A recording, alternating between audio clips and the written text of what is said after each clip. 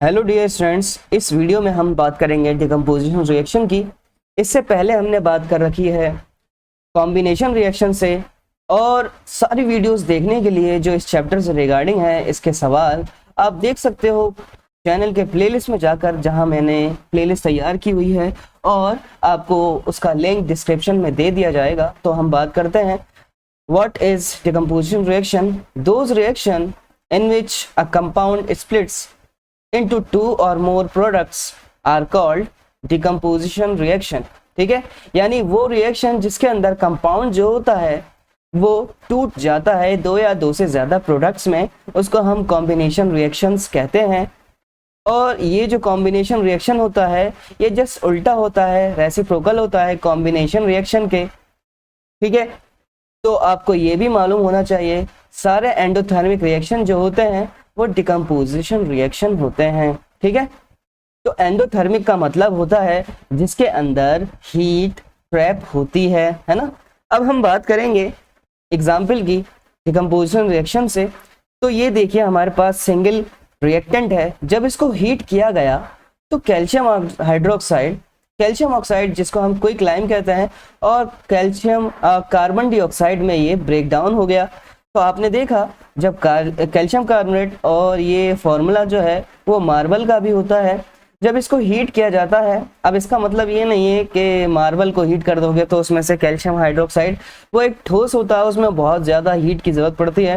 ठीक है, बहरहाल ये वो कैल्शियम हाइड्रोक्साइड है जिसको तैयार किया गया था by the combination of calcium hydroxide, quicklime and water के ज़रिए से। यानी जब हमें कैल्शियम हाइड्रोक्साइड मिल गया था, उसमें हमने कार्बन डाइऑक्साइड को रिएक्शन करवाया था, तब जाके हमें कैल्शियम कार्बोनेट मिला था with the release of water, है ना। तो अब हमने क्या किया है, डिकम्पोजिशन में कैल्शियम कार्बोनेट को हीट करवाया तो इसमें दो प्रोडक्ट हमें मिल गए, क्विकलाइम और कार्बन डाइऑक्साइड की शक्ल में। ठीक है, इसके अलावा हमारे पास और भी रिएक्शंस हैं। तो आपको पता होना चाहिए कि डिकम्पोजिशन जो होता है वो क्लासीफाई किया गया है तीन टाइप्स में। तो पहली टाइप की बात करें तो उसका नाम है थर्मल डिकम्पोजिशन रिएक्शन। इसकी डेफिनेशन है when a decomposition reaction is carried out by heating.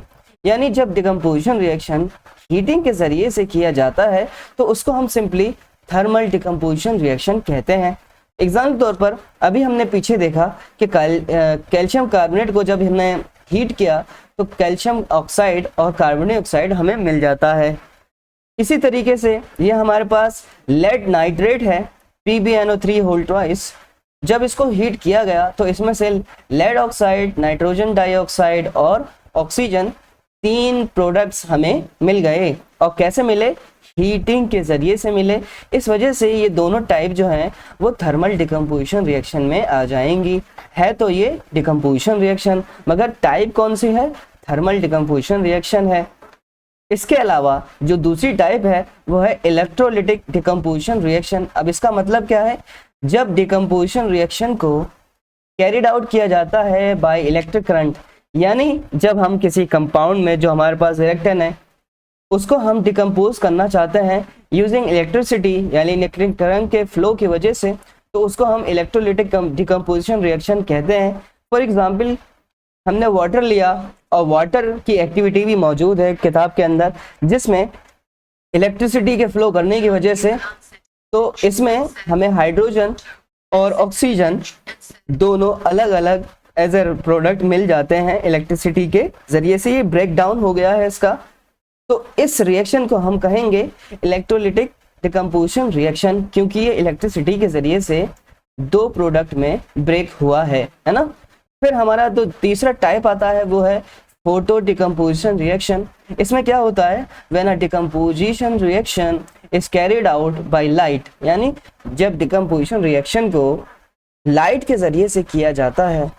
ठीक है, लाइट बोले तो सनलाइट की मौजूदगी में, तो उसको हम फोटो डिकम्पोजिशन रिएक्शन कहते हैं। फोटो का मतलब होता है केमिस्ट्री में लाइट, है ना। तो यहाँ पे दो एग्जाम्पल हैं जो NCERT से हैं।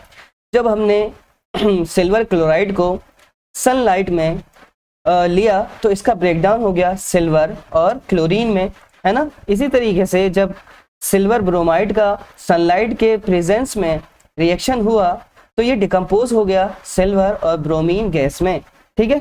तो ये दोनों ही रिएक्शन आपको याद रखना है कि ये रिएक्शन काम आती हैं ब्लैक एंड वाइट फोटोग्राफी में, ठीक है, जो अब नहीं हुआ करती है ना, अब तो हर चीज कलर में है ना।